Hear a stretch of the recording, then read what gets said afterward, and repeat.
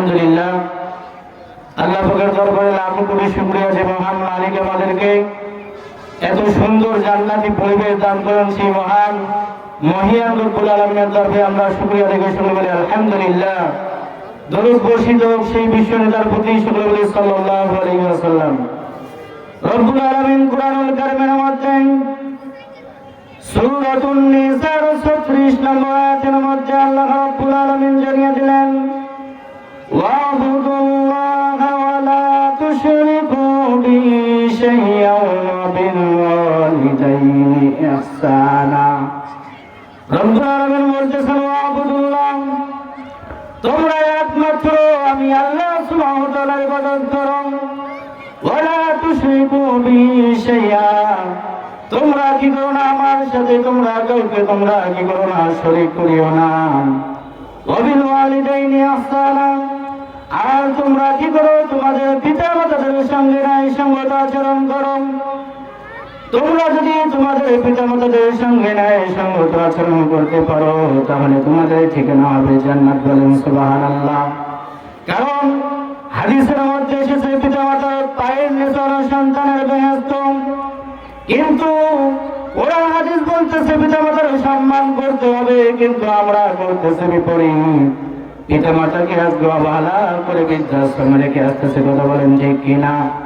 রব্বুল আলামিন বলেন, ওয়াবিদিল কুরবা ওয়াল ইয়াতামা ওয়াল মাসাকিন, আর তোমরা কি করো ওয়াবিদিল কুরবা ওয়াল ইয়াতামা, তোমরা ইতিমদের সঙ্গে ভালো ব্যবহার করো।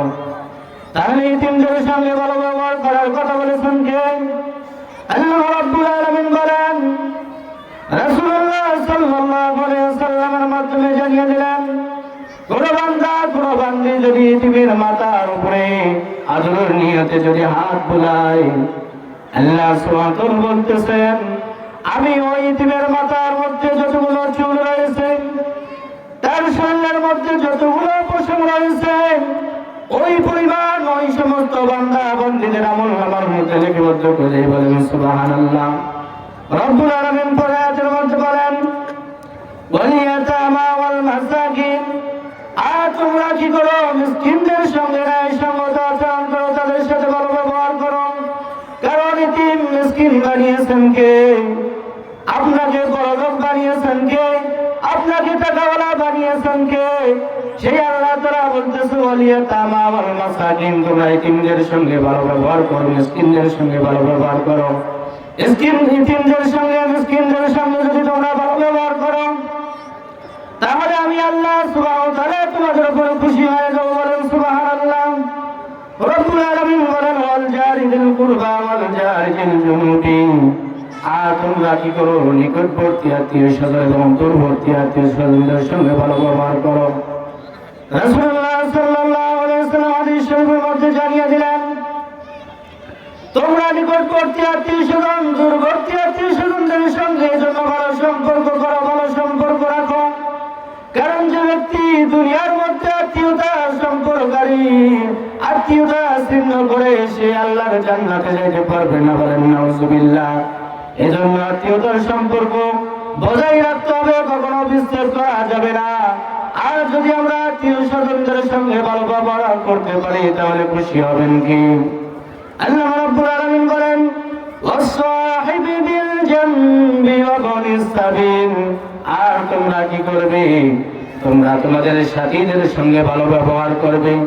সাথীদের সঙ্গে তোমরা ভালো ব্যবহার করবে। তোমাদের পড়ার সাথী, তোমাদের খেলার সাথী, তোমাদের পাড়া প্রতিবেশী, তোমাদের সাথী ভাইদের সঙ্গে তোমরা কি করবে? ভালো ব্যবহার করবে। কিন্তু বর্তমান জামানার মধ্যে সাথীদের সঙ্গে তো ভালো ব্যবহার করা তো দূরের কথা, তাদের সাথে সর্বদা খারাপ আচরণ করা হয়। রব্বুল আলামিন বলতেছে, তোমরা তোমাদের সাথে সঙ্গীদের সঙ্গে ভালো ব্যবহার করবে। রব্বুল আলামিন পরে বলেন, ওয়াবনিস সাবিলা, তোমরা কি করবে? যারা কি করে দিনের রাস্তায় বের হয়, ওয়াবনিস সাবিল, আল্লাহ তাআলার রাস্তায় বের হয়, জিহাদ করার জন্য যারা বের হয়, মাঠে ময়দানে মিছিল মিটিং করার জন্য, কোরআনের পক্ষে যারা মিছিল মিটিং করে, তাদের পক্ষে হয়ে যারা কথা বলে, তাদের সঙ্গে তোমরা কি করো? ভালো ব্যবহার করো। তাদের সঙ্গে তোমরা কখনো মন মালিন্যতা হইও না। তাদের সাথে ভালো ব্যবহার কথা করে বলেছেন কি?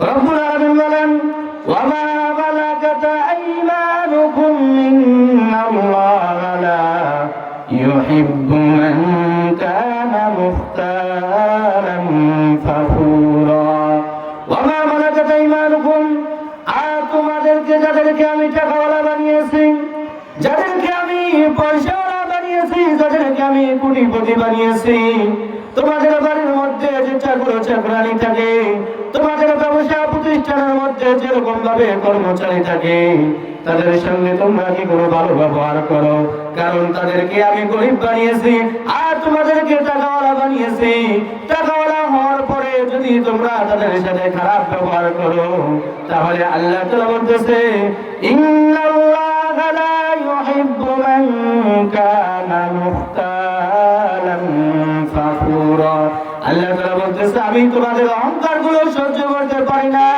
কারণ অহংকার হলো আমার চাদর আর আমার চাদর নিয়ে যে বান্দা বান্দি টানাটানি করে আমি আল্লাহ সুবহানাহু ওয়া তাআলা তাদের অহংকার গুলো সহ্য করতে পারি না তাদেরকে শেষ করে বলেন নাউযুবিল্লাহ তাহলে আল্লাহ তাআলা সব কিছু দিয়েছে ধনী বানিয়েছেন কে গরিব বানিয়েছেন কে আল্লাহ রাব্বুল আলামিন বলতেছে আমি তোমাদেরকে ধনী বানিয়েছি আবার আমি কাউকে গরিব বানিয়েছি তোমরা কি করবে তাদের সঙ্গে ন্যায়সঙ্গত আচরণ করবে ভালো ব্যবহার করবে আল্লাহ তাআলা আমাদেরকে সকল কথা বুঝে শুনে আমল করার তৌফিক দান করুন বলে আমিন ওয়া আখিরু দাওয়ানা আলহামদুলিল্লাহি রাব্বিল আলামিন আসসালামু আলাইকুম ওয়া রাহমাতুল্লাহি ওয়া বারাকাতুহু।